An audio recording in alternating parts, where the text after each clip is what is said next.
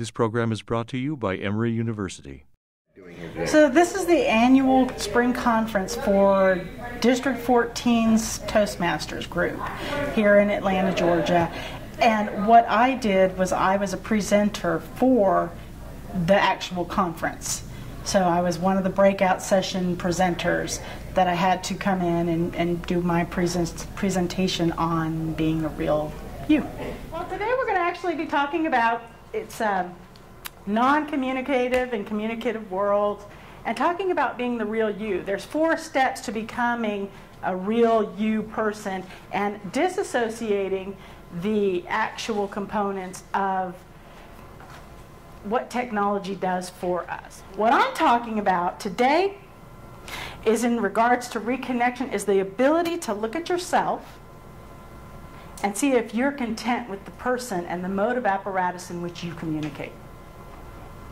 What if I said to everybody, take your phone one day and not use it? How would you feel? Many people like to communicate via email or texting. I was a mentor to a young lady, and I said, okay, we're going to have meetings, and we're going to talk. And she says, okay, great. And all of a sudden, we exchanged our niceties, we exchanged phone numbers, we exchanged all the cell phones. And I started getting texts. What is this, you know? Hey, I have a question for you. Okay, and then she would expect a text back. Well, sometimes the answers are really long on a text, so I would call her. And then she would respond back to me. I would leave a message on her phone because she wouldn't pick up the phone.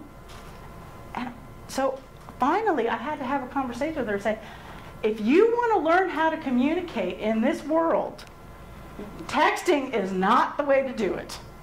You're going to have to talk to me. So this is my expectation of you, is whenever I call you and you have a question, you call me and we will talk about it.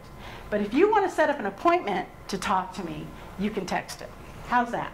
We had to make a deal. We had to make a trade. We had to communicate things. A lot of the things that come into my office that I meet with people was, my supervisor was yelling at me in this email. Okay. I learn kinesthetically, hands-on. I like the interaction. I'm human resources. I am not IT. I like people. You don't, I understand, but it's okay.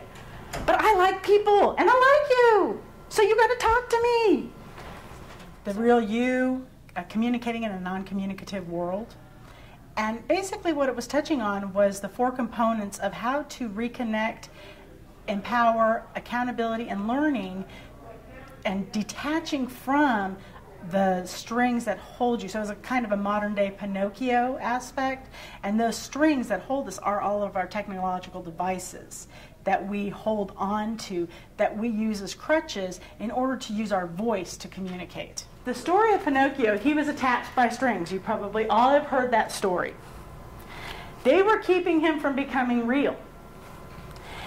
In order for Pinocchio to become real, he had to reconnect to principles. He had to feel empowered to cut the strings. He was accountable for his principles. Genuine, honesty, truthfulness. And he had to learn. He had to learn to love himself, and he had to learn to love others. We are an instant gratification society. We have the iPad, the iPhone, iTouch, internet, instant gratification. We want everything fast, and we want it now. Boom, give it to me now, give it to me now. One of the things that we have to think about is reassessing, now that we have all these tools, what it is that we want. Where are our values in regards to moving forward and communication? Hey, I need you not to be on your phone so much. Just recently, I had an employee, they'd walk around like this, hey, yeah, And I was like, what?